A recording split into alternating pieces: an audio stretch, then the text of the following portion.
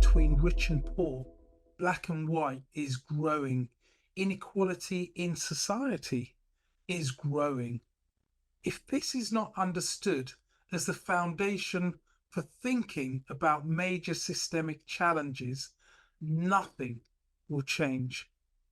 It heartens me when an organization says, we are going to address our inequality. But invariably, this is just code for let's tick a few boxes and then we'll talk about it because we won't have to deliver anything.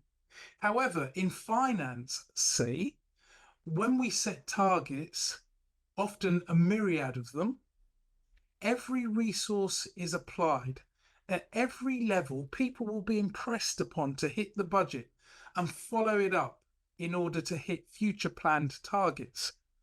To address inequality, racism, and huge empathy deficit, the NHS must call it out and apply resources to ensure perpetrators face consequences and the full weight of the law.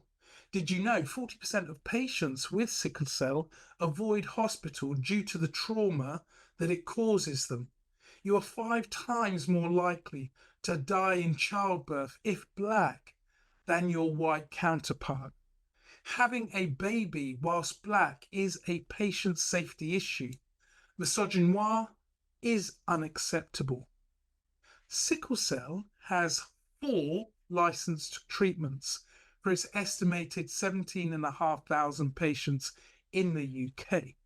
Cystic fibrosis is a peer molecular medical condition affecting 10,500 people and has over 511 licensed treatments.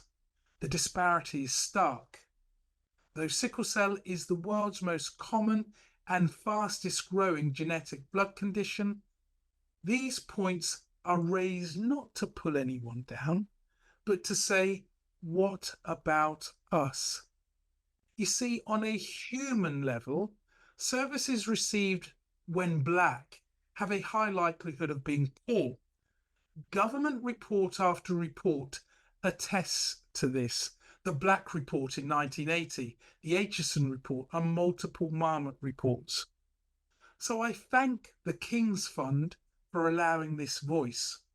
When your patient's safety is constantly compromised and you regularly experience life-threatening shortcomings, many reported to Parliament for inquiry following year-on-year death and serious harm, it is more than unfair.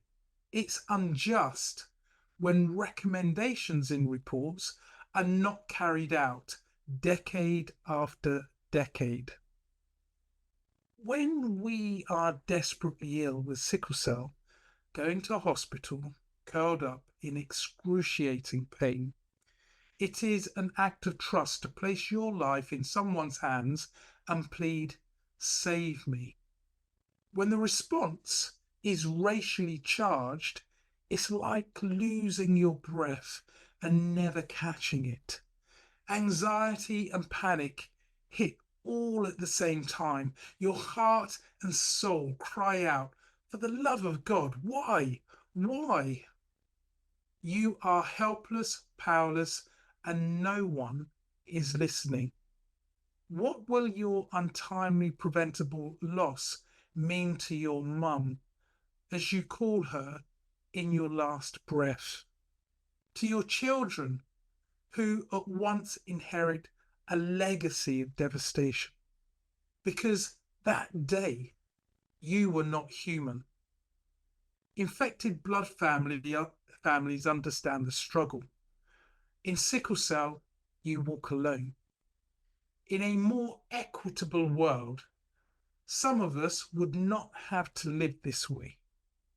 My Lancet reviewed book, The Sickle Cell Guide, delivers knowledge and understanding to save lives.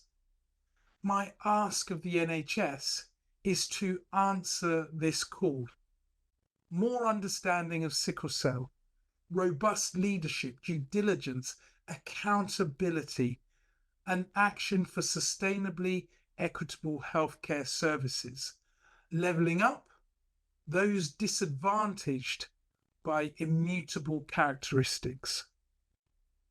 Thank you.